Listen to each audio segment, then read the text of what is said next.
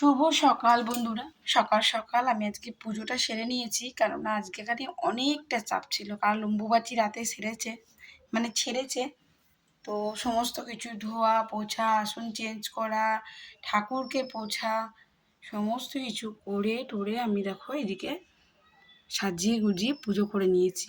তোমরা এখন যেটা দেখছো, আমি কিন্তু ভোগাদি নামিয়ে দিয়েছি অলরেডি, কেন এখানে ঠাকুরের গায়ে পিঁপড়া লেগে যাবে। তার জন্য আমি ঠাকুরকে মিষ্টি আম দিয়ে পুজো করে দিয়েছিলাম, মানে ভোগে লাগিয়েছিলাম আর কি।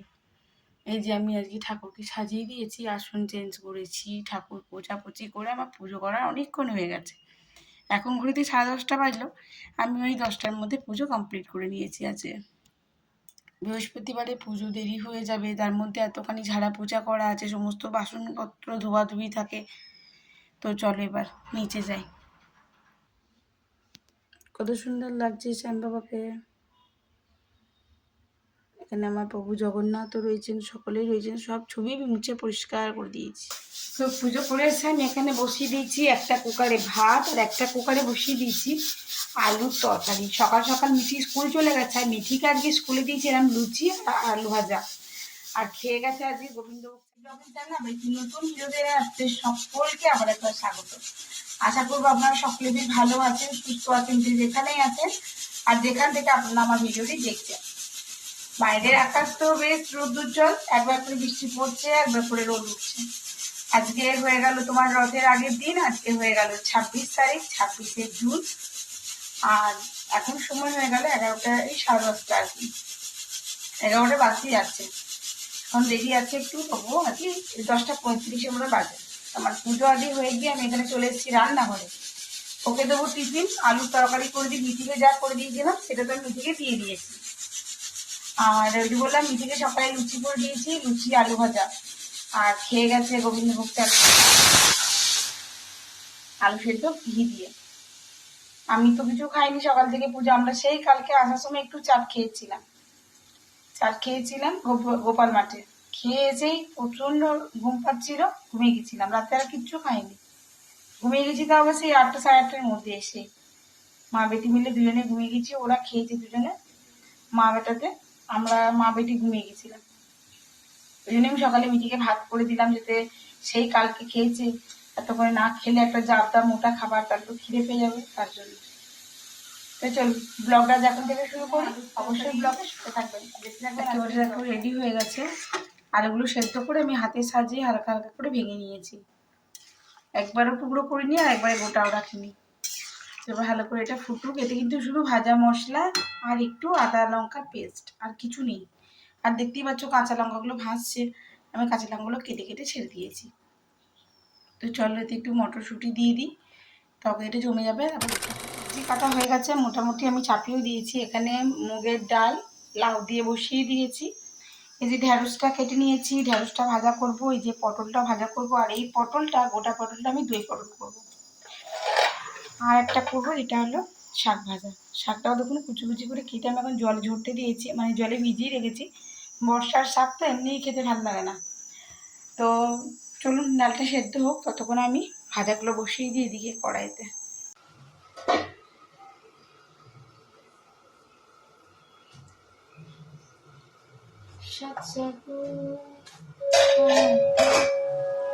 সকালে যে আলু তরকারিটা করলাম, আর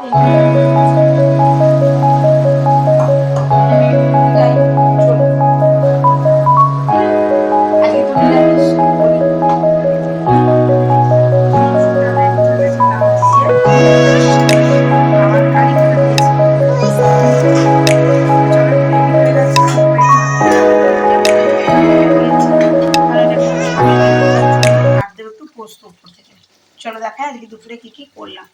ভাজাভুজি থেকে শুরু করা যাক। এই হলো গিয়ে নেনুয়া ভাজা, এরপর এখানে ভেজেছি শাক ভাজা, ঠিক বিয়েবাড়ির স্টাইলে ভেজেছি আজকে। পোস্ত আর একটু বাদাম টাদাম ভেজে দিয়েছি বেগুন ঢ্যাঁড়স ভাজা, আর একটু পটল ভেজেছি। এটা সকালে আলুর তরকারি, মটরশুঁটি দিয়ে আলু দিয়ে টমেটো দিয়ে একটা তরকারি করেছিলাম, যেটা দিয়ে রুটি খেয়েছিল। আর এই যে বললাম এখানে লাউ দিয়ে ডাল, আর এখানে পটলের রসা। হয়ে গেল আজকের মতন এইটুকুই, মানে দুপুরকার মতন এইটুকুই। তোমার সঙ্গে ব্লগটা শেয়ার করতে থাকবো, অবশ্যই সঙ্গে থেকো।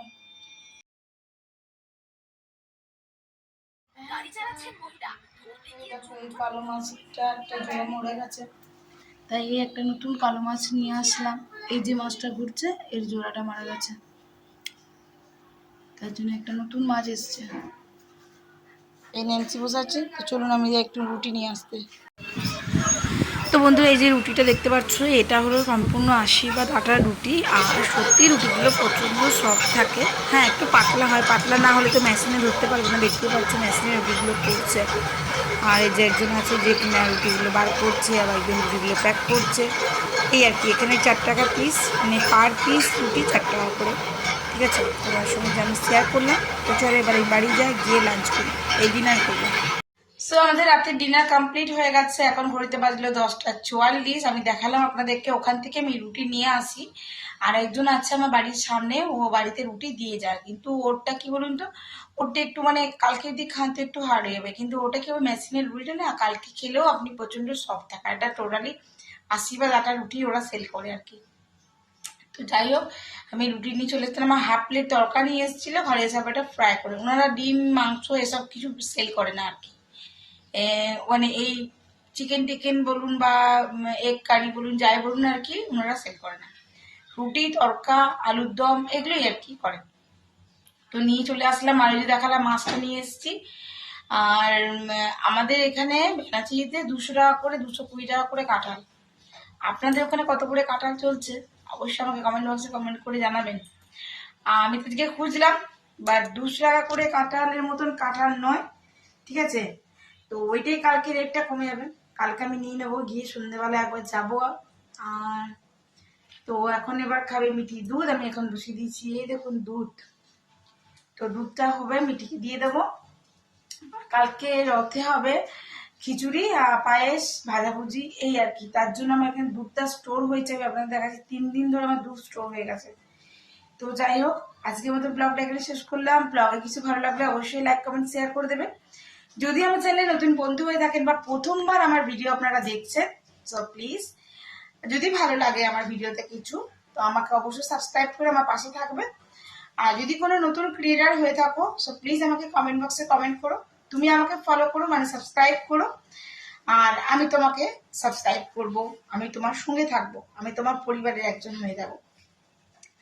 আর একটা কথা বলি, যদি ফেসবুক থেকে আমার ভিডিওটা দেখছো তো প্লিজ আমাকে একটু ফলো করে নিও। আর যদি ইউটিউব থেকে দেখছো তাহলে চ্যানেলটা সাবস্ক্রাইব করো অবশ্যই। আজকের মতো এইটুকু, সকালে ভালো থাকবো। আসছে না, একটু খেয়ে দিয়ে ধোয়া ধুই সম্পূর্ণ কমপ্লিট। এখন দিয়ে দেবো মিঠিকে দুধ, আর এখানে দিয়ে দিচ্ছি বর্নভিটা আর চিনি, দুধটা দিয়ে দেবো। এই হয়েছে এখানে দুধ স্টোর, আমি ভালো করে ফুটিয়ে গরম করে রেখে দিয়েছি।